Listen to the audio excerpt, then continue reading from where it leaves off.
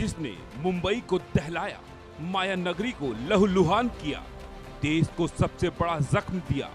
17 साल बाद उस आतंकी तहव्वुर हुसैन राणा के जुर्म का हिसाब हो रहा है। एनआईए उससे मुंबई हमले से जुड़े हर राज उगलवा रही है। 26/11 हमले की साजिश कैसे रची गई, कौन कौन इसमें शामिल था, पाकिस्तान की कुख्यात खुफिया एजेंसी आईएसआई का क्या रोल था, कब से हमले की प्लानिंग हो रही थी, इस सब का पता लगा रही है। लेकिन राणा से पूछताछ के बीच हमारे सहयोगी अखबार द संडे गार्डियन ने एक सनसनीखेज खुलासा किया है। खुलासा है, तहव्वुर राणा और लश्कर के निशाने पर नरेंद्र मोदी थे। 2004 में जब नरेंद्र मोदी गुजरात के सीएम थे, तब उनकी हत्या की साजिश रची गई थी। लश्कर-ए-तैयबा ने इशरत जहां को नरेंद्र मोदी की हत्या की जिम्मेदारी सौंपी थी। सुसाइड अटैक के जरिए नरेंद्र मोदी को मारने की साजिश रची गई थी। इस बड़ी साजिश को गुजरात के क्राइम ब्रांच ने विफल कर दिया था।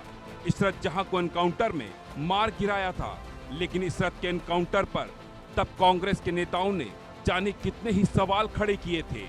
मोदी को सवालों के कटघरे में खड़ा किया था, लेकिन जांच पड़ताल और तमाम सबूत आने के बाद साफ हो गया था, इशरत लश्कर की ही आतंकी थी और उसके 3 पुख्ता दस्तावेज भी हैं।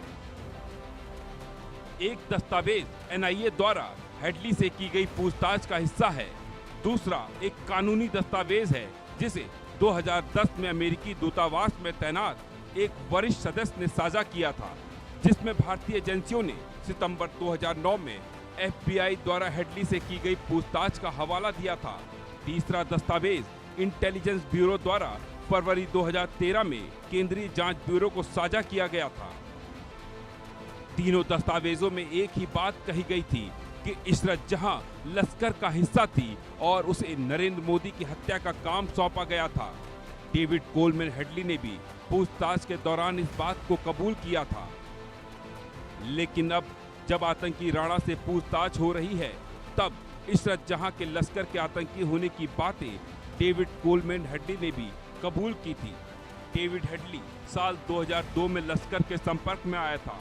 लश्कर कमांडर जकी-उर-रहमान लखवी ने इशरत जहां को लेकर उससे चर्चा की थी। हेडली को मोदी के मर्डर की साजिश की पूरी जानकारी थी और पूरी संभावना है कि साजिश के हर परत की जानकारी डेविड हेडली के दोस्त आतंकी तहव्वुर राणा को भी होगी। ऐसे में अब जांच एजेंसियां आतंकी राणा से 2004 में मोदी के मर्डर की साजिश से जुड़े सवालों को लेकर भी पूछताछ कर सकती है, जिससे पता लगाया जा सकता है कि देश में उस वक्त लश्कर के आतंकियों की मदद कौन कर रहा था। लश्कर की आतंकी इशरत जहां का हमदर्द कौन था और कौन मोदी के मर्डर की साजिश में शामिल था। नरेंद्र मोदी जी के खिलाफ भी साजिश कर रहा था और भारत के खिलाफ भी साजिश कर रहा था। 2004 में भी नरेंद्र मोदी के खिलाफ साजिश की थी। तहव्वुर राणा से अब सारी जानकारी हासिल की जाएगी और उसको जिस मुकाम तक पहुंचाना है पहुंचाया जाएगा। अगर तहव्वुर राणा और डेविड कोलमैन हेडली ने नरेंद्र मोदी जी को मारने की कोशिश की, तो आज की डेट में तहव्वुर राणा हमारे कब्जे में है और डेविड हेडली को हमारे कब्जे में आना चाहिए। उसको वायदा माफ गवाह क्यों बनाया है नरेंद्र मोदी जी की सरकार ने, इसका भी प्रश्न उठाया जाना चाहिए।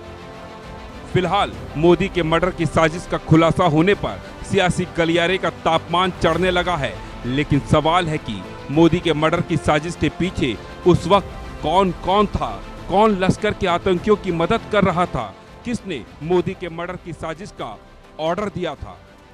Bureau report, India news.